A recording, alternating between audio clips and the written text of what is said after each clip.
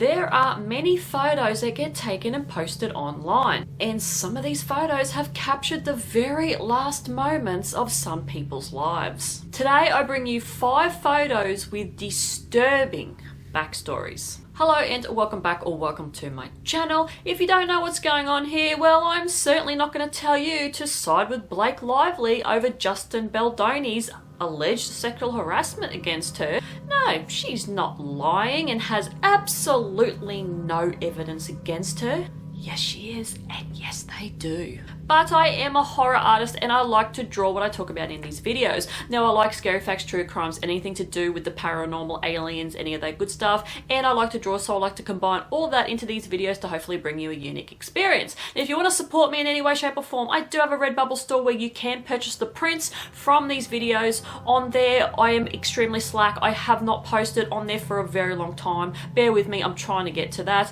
And I do have an Etsy store, so if you are a creative person, you can go there and you can download a felt toy pattern and you can make a pattern from a horror movie. I have my own designs on there as well, so head across, have a look at the options I have on there. Now, with that being said, let's get on with the video and let's get on with the drawing.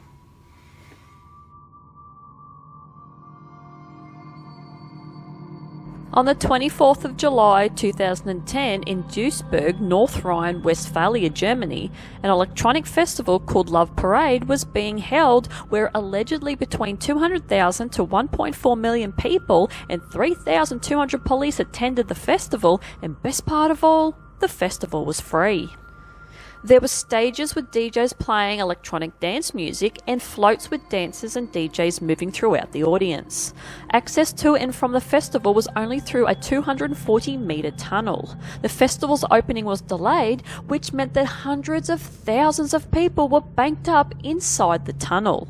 More and more people tried to get inside the tunnel, with people starting to push into other people, which caused a type of butterfly effect where the crowd started to crush other people and they started dying from suffocation. To make matters worse, some of the people were allegedly intoxicated.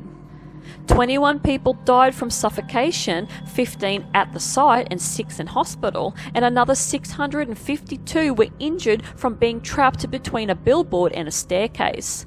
Police said it was a sight they will never forget because the dead were twisted, mangled messes and they had all turned blue in the face. Autopsies of the victims revealed that their rib cages had been crushed. The festival resumed so the panic would not spread through the survivors, but the festival was axed after that day out of respect for the victims and their families. On the 8th of December 2017, 6 Duisburg city officials and 4 Lopevent festival organisers were charged with negligent manslaughter and inflicting bodily harm. Also, the mayor, Adolf Sauerland, was criticised and demands were made for him to resign, as he was the reason why safety was overlooked in the location with only a tunnel as an exit and an entrance. Adolf was removed on the 12th of February 2012 after an election was called to get rid of him. This photo was taken of the memorial of the victims in that very tunnel that claimed their lives. Raymond Fernandez and Martha Beck were American serial killers active between 1947 and 1949. They were both known as the Lonely Heart Killers because they would meet their victims via personal ads posted in the newspaper's Lonely Heart section. Raymond started the whole thing by preying on women this way, robbed them and then abandoned them, but he met his match in Martha when he met her through a Lonely Hearts ad as well. They fell in love and she became his partner in crime. They would pose as brother and sister as they moved across America, with Martha packing up everything and abandoning her kids in Florida to the Salvation Army to move in with Raymond in New York. Raymond would engage in sexual activities with women, and Martha would get extremely jealous and go crazy at both Raymond and the woman after being invited to stay with Martha and Raymond. One day, Raymond seduced 66-year-old Janet Fay, and while in the act of seduction, Martha went into a jealous rage and she caught both Raymond and Janet in bed in their Long Island home apartment and struck Janet in the head with a hammer. Then Raymond finished the job off by strangling her. But their plans came undone when they murdered 28-year-old widow Delphine Downing and her 2-year-old daughter that was reported missing in Grand Rapids, Michigan by their neighbors. Raymond had drugged Delphine with sleeping pills, then shot her. Her 2-year-old cried so much that Martha drowned her in the basin. They buried their bodies in the basement of Delphine's home. They hung around in Delphine's home for a few days before being visited by the police, which blew the case right open. It was suspected when they were caught that they had killed roughly in between 17 to 20 people, but were only found guilty of Janet, Delphine, and her daughter's murders. But they were both sentenced to death via the electric chair in Sing Sing Prison, Ossining, New York in 1951. Raymond was 36 years old and Martha was 30 when they were both executed. The photo on the screen is of Delphine's basement where her and her daughter's body were buried and they were being dug up by the investigators. The Romanov family were one of the most prestige Russian imperial dynasties, ruling from 1613 to 1918 until they were completely obliterated.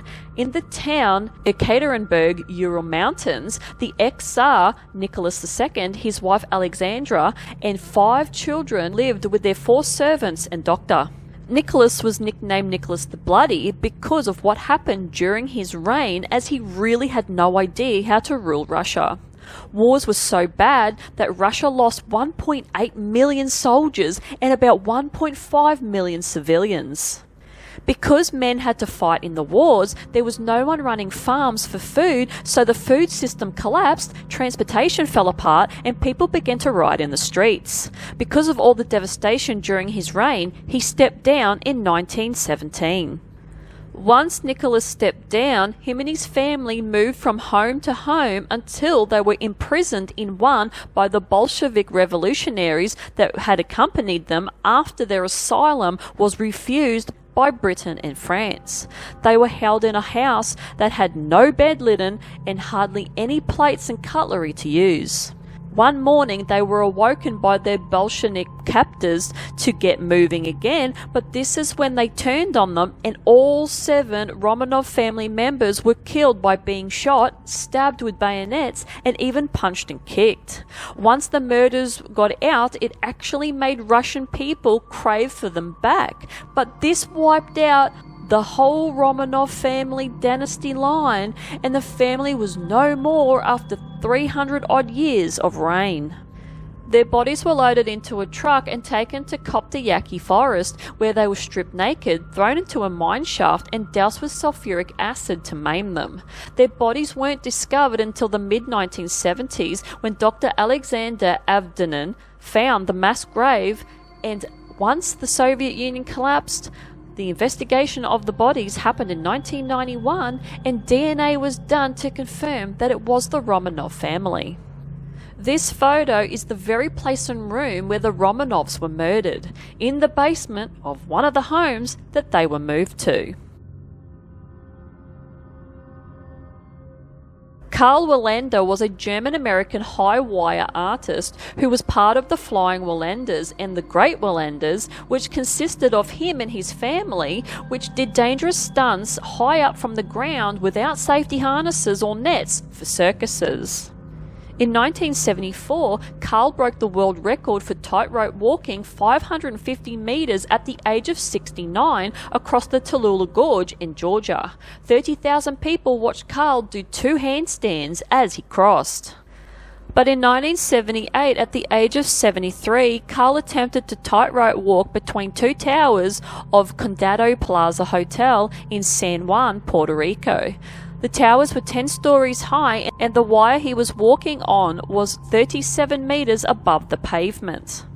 The day was not ideal as it was very windy and the wire was not properly secured, so Karl lost his balance and plummeted straight down and dying before reaching hospital.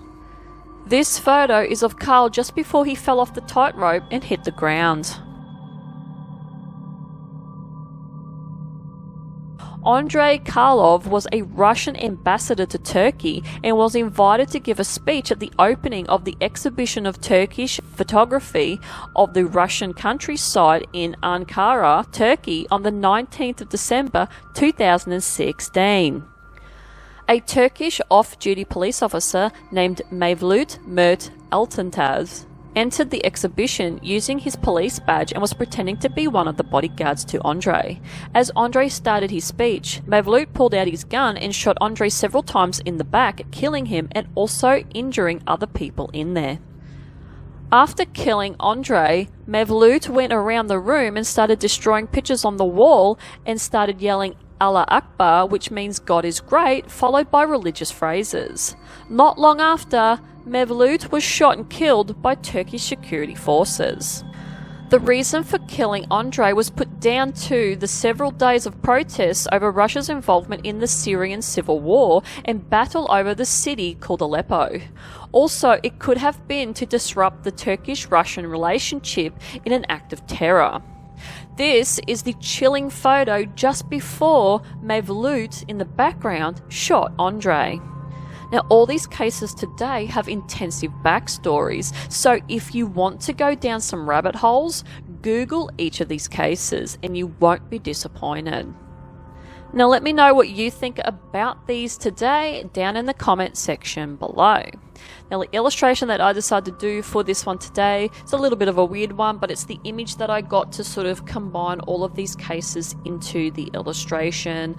Some of it doesn't make sense, but to me it did, because like I have said in the past, I trust the process with my brain generating images when I do read these stories, and that's where I get a lot of my visions and inspiration from, is just inside my brain. I think all these cases could be portrayed by the just complete dismantled body that is in this picture, whereas just like there's different kinds of limbs from creatures that have been scattered across this thing. There's brain hanging out. There's an arm coming out of the stomach. I don't know. It just feels to me like it represents all of these cases in one picture. But anyway, that is it from me. Hopefully you enjoyed this video, and if you do like this content, like and subscribe. Dislike it, I couldn't give two shits what you do, because any interaction that you give me goes towards the algorithm for other people to find me, and I appreciate any interaction, whether it's negative or good. I love it all. It makes me feel like a YouTuber. Anyway, I am out of here, and hopefully I see you guys in the next one. Bye.